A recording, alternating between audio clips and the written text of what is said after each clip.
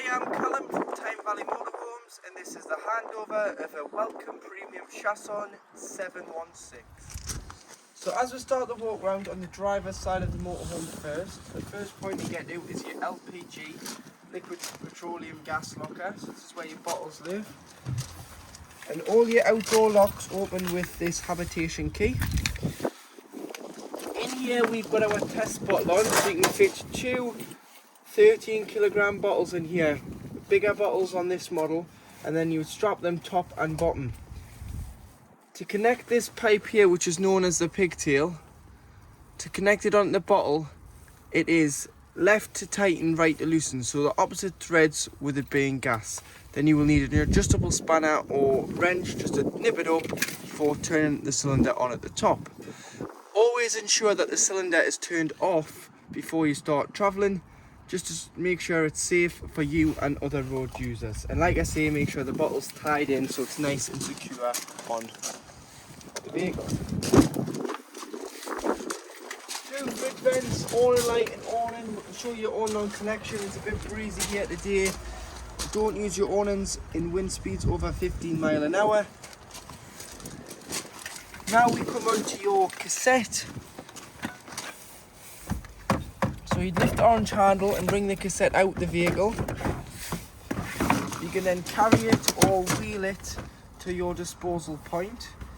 Once you get to your disposal point, you remove your grey cap, put that to a side, press the orange button at the bottom of the cassette and pour the contents of the cassette out in the designated disposal point before putting some water in, because there's normally a tap there, giving it a rinse and tipping out again before going in with a capful, which is 120 ml of either your green or your blue chemical into here, and it's good to go back into the van and be used.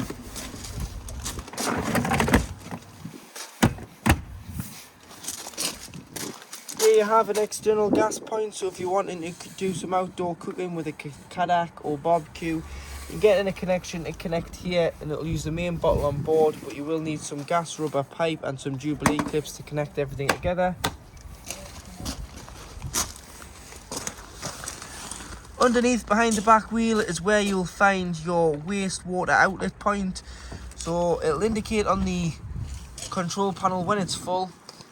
And all you need to do is drive over the grid on the way out of your site in the designated dirty water disposal point, pull it open and it'll drain off. You want to make sure this is fully drained off before you travel, because you've got no real reason to carry dirty water with you. Get rid of it on a site, it'll make your payload better and it'll make your consumption on diesel better, because you'll not be as heavy. And in the winter you want to ensure this is left open and fully drained off so the water doesn't freeze. Here you have your garage. So you've got some fold-in shelves. So if you want to use them, you can. And you've also got your bed motor at the very top for your back beds. Light in here, which will operate when the control panel's turned on inside the vehicle. You've got your ladders and you've got some storage. It is heated. In the back of the garage it's got 12 volt and it does have 240 volt as well on board.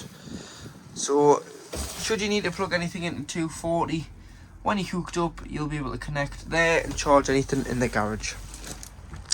On the back of the van you've got your high level rear view camera and high level brake light, and you've also got your bike rack. So this is an option on this van, the bike rack. So you've got 3 rails, so you can carry 3 bikes. Wheels on the rails, these will move depending on how big your bike frame is for your wheels, and you put this through your wheels to tie them down to the rails. Crossbars for the first, second and third bike. Then we do recommend you put some sort of bike lock around the frame and the bike rack, just to avoid, if you've got to leave the vehicle unattended with the bikes on the back, they're nice and safe. Other door on the garage, this is your smaller door.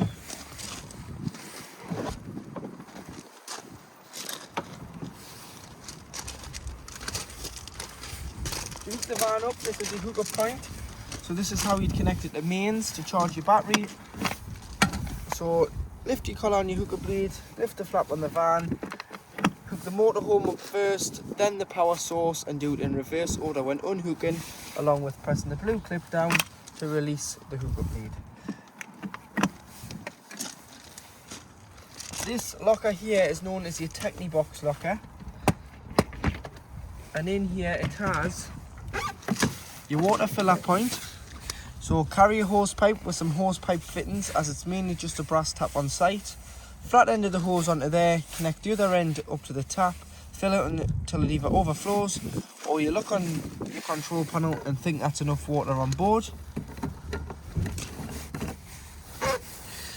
Should you have a full tank of water, which is 100 litres, and you're now ready to travel, they don't recommend you travelling with a full tank of water where not necessary. So if you're wild camping, you will have to. If you're going to a site, you intend to only travel with 20 litres. So to drop it from 100 to 20, you've got a travel drain here. So lift the lever up, put the pump on, and open the tap inside the van, any tap, and that'll squirt the water underneath the van until it stops at 20, and then it means that if you're going on a longer journey, you can use your own toilet and stop for a cup of tea. This isn't standard. This is what this customer has had added by us, but they wanted a filler for filling from a submersible pump. So there's a 12 volt point there. You'd connect the 12 volt point there, other end into here, and then the pump obviously into the bucket of water, aqua roll, for filling if you can't get to a hose pipe. But that doesn't come as standard from Chausson. That is an extra we can fit, or Chausson dealer can fit for you. Battery charger, fuses for your 12 volt system. Do carry some spare fuses with you. They're all listed, the amperage and what they do on there. And you've got all your trips. So if you trip the van out and it doesn't trip, you're not receiving electric when you're hooked up. But if it does trip, try here before you try your main site. This cover needs to stay on when you travel, or if you're heating the water on electric. Should you heat the water on gas, the cover must come off because you're blocking the flue and it can't allow the fumes out. So what you need to do is hand on the top, thumb in the middle, and peel the cover off. Best place to put this is in the passenger door, and then when you're ready to drive off, give it a slap, put the cover on, and that is the cover nice and secure. So it means that no road dirt will get behind there, and keep it nice and clean. Cold water fed shower, so there's a fitting in the garage, clips in there. As long as the pump's on the control panel, you'll be able to hose the dog off, the bikes, the boots on there. Diesel filler is at the passenger door. You don't need to have the passenger door open to open this. Using the main ignition key, you can have a lockable diesel cap. Leisure battery lives underneath the passenger seat. Engine battery lives underneath this compartment in the floor. Your toolkit is underneath the driver's seat, a jack and a brace, tone eye, everything's in there. And your bonnet release is on the side of the passenger dashboard when you open the door. So if we have a quick look underneath the bonnet,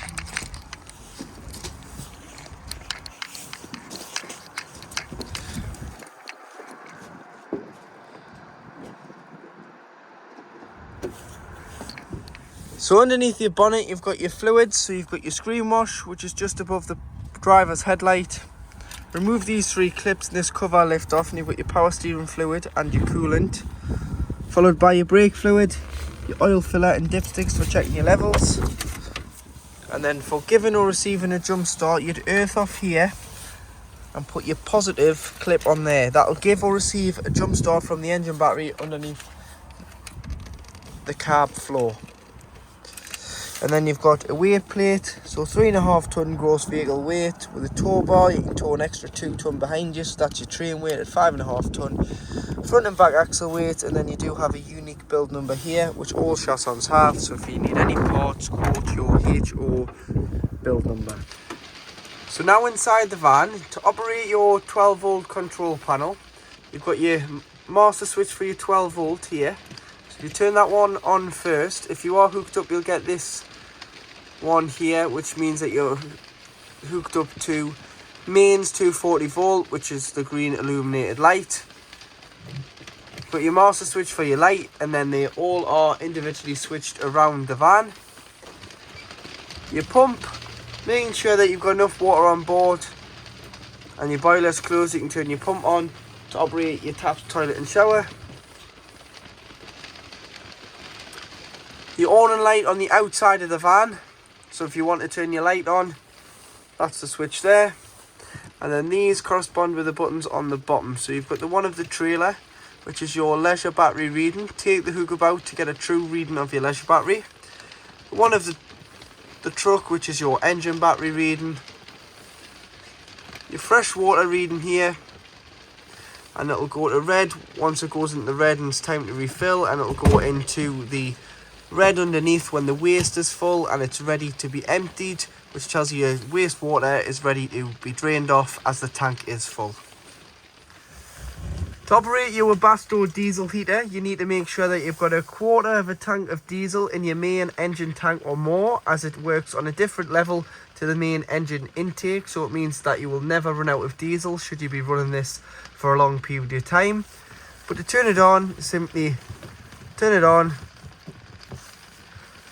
Always set it to a higher temperature first, as it allows the combustion to start. If the lights start flickering, that is normal. It's just the heater takes such a large draw of 12 volt at first to get going. And then once you're happy, you can adjust it to the temperature that you want inside of the van to be. Max is 30 degrees of heat from the Webasto diesel heater. And you can use this when travelling to keep your back passengers warm when on the road. So I've just been showing you your boiler, which is under here. So on the front of the seats, you do have your two controls. So you've got your Truma boiler on gas and your Truma boiler on electric.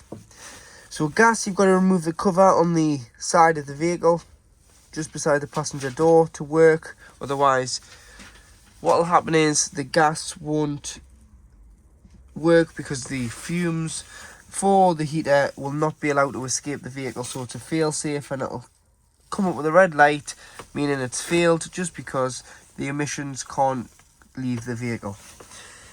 So to do the gas, you've got two settings. You've got 50 degrees and you've got 70 degrees of heating your water, depending on what temperature you want.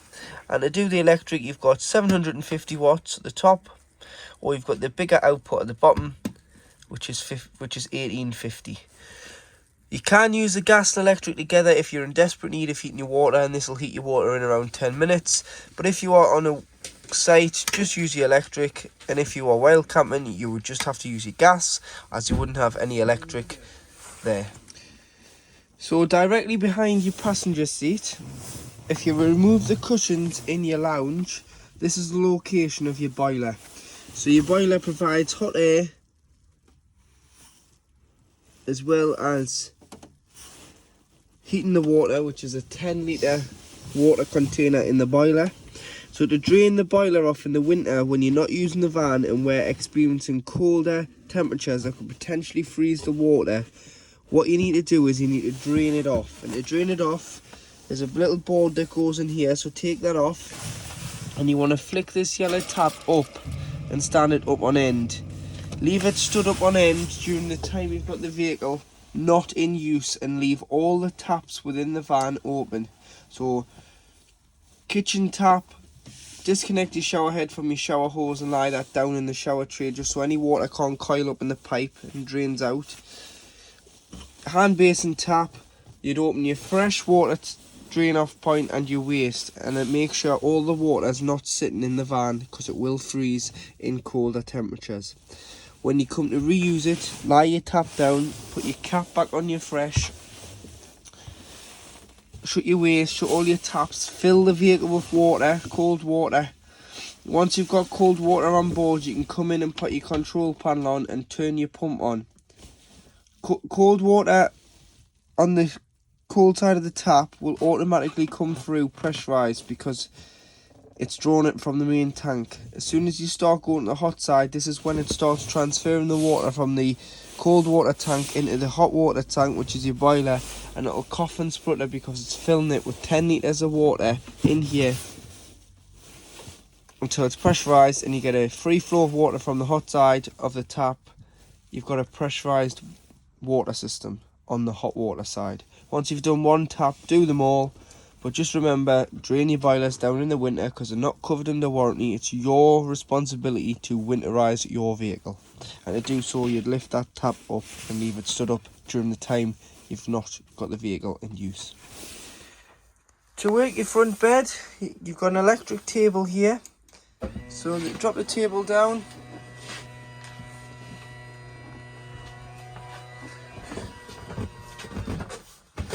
Just slide her out so she doesn't catch the upholstery. It goes all the way to the floor. And then your next switch is your electric drop down bed, and you've got the same switch on here.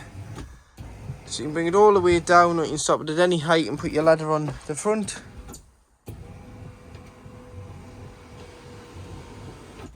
And obviously you do have this switch here, so make sure nothing gets caught on here, because this is what makes the circuit closed again so the lights can come on underneath the bed. Along with that, and like I was saying, you can adjust this, so you can bring it down or you can push it up, just so that you can get your duvet on and you've got a little bit of space. But with this drop down bed, you've also got a light, so this is a touch light, so it'll come on and off. For reading, you've got hooks on the ceiling for nets if you're putting children up there. And you always want to make sure that your bed is pulled down from the ceiling in the winter, so when you're winterizing it, there's enough air that can circulate around. So just bring it down to here or so you still get in and out the van, but the air circulates around the mattress. In the kitchen, you've got 2 gas burner rings, followed by an electric hot plate, which will only work when on mains hookup. So that illuminates with a red light there. So do just be careful that you haven't knocked out whilst in the kitchen and you've hooked the vehicle up. So do just be careful with that. And then underneath,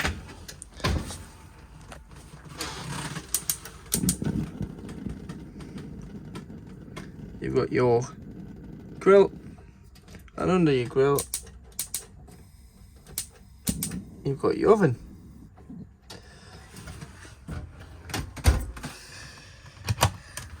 Slide out drawer,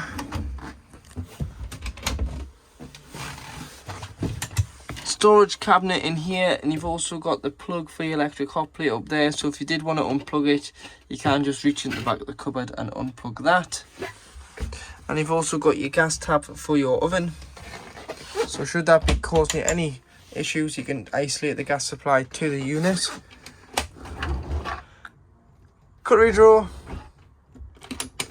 you've got your switch for your drop down beds at the back, so press and hold that and your drop down beds will come down, so you can have it, you can bring just the one down,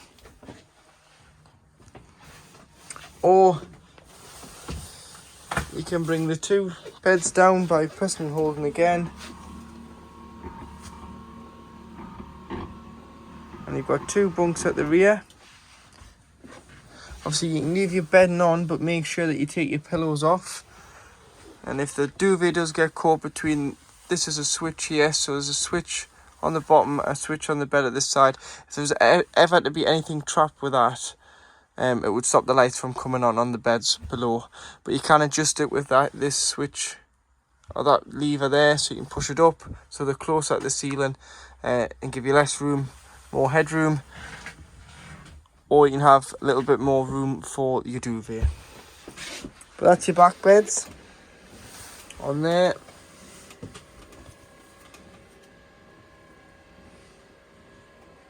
But to work the beds, you do need to make sure that you do have your lights turned on your control panel, as that's how they're wired with the circuit. So to operate your fridge freezer, turn the fridge on here by just pressing and holding, and you'll notice that A stays illuminated and there's a picture of a plug. So we're hooked up at the moment, and A is automatic energy selection. So the source of the fridge is selected by the fridge. So what it'll do is it'll pick the best source available to the fridge at any one time. So we're hooked up, so it knows to go on to hook up. If I was to unhook the vehicle, it would switch over to gas and self-ignite. And if I was to start the vehicle's engine, it would go over at the 12 volt setting, which is a feed from only when the vehicle is running, which is designed to keep the temperature of the fridge when travelling at the same temperature. So it's like a giant cool box setting, and it'll just maintain the temperature until you arrive back on site. And on automatic, you either hook up or it'll self-ignite on gas. Note that it waits 20 minutes before lighting on gas once the engine's turned off, just in case you have forgot to turn the gas off. The last thing you want is to pull in for diesel and for it to be sparking in a petrol forecourt when you've turned off from the 12 volt setting. To disable the automatic setting, you just press the square button here and you're on mains, battery, field code 6, loss of 12 volt because the engine's not running, or you can go on to gas and it'll self-ignite. This is your temperature, so 5 being the coldest. 5, put it on full blast when you've not got anything in, and then turn it down to 3 or 4 maximum when you do have shopping on board. It'll just cool the fridge a lot quicker, but it can sometimes freeze the shopping. What this will do is it'll stop the rubbers from sticking and also stop the screen from condensing when the fridge and freezer is on. When you're not using it, turn it off. Underneath both fridge and freezer toggles here, you've got this little lever that clips into there. Same with the freezer, and it leaves the doors open so air can circulate in and out and avoid smells from forming in the fridge, which means the motorhome starts to smell. On the bottom of the fridge door as well, you've also got a travel catch, so when you're travelling, to stop it springing open unexpectedly, you can put the little catch on here and it'll lock the door shut. So to operate your toilet, ensuring that the pump's on, as when you press the blue button back here, this is your fresh water flush from your main tank. So always flush your toilet first, put a small amount of water into the bowl before opening the blade, which allows everything in the cassette. Use the toilet now with the blade open, and then flush it after use and slide the blade back to the left. That'll allow the cassette to come out the side of the van when it needs to. If the blade was to be left open, the cassette physically won't come out the side of the van because the mechanism is engaged. And when it's full, you'll get 3 green lights underneath the picture of the cassette. Bathroom light can be found under here, and you do have storage for your toiletries in here and in here, and some handy storage for some toilet roll behind the back of the toilet. Across the back of the van, you do have your fold down table, so that clips up, and then when you want to bring it down, all you need to do is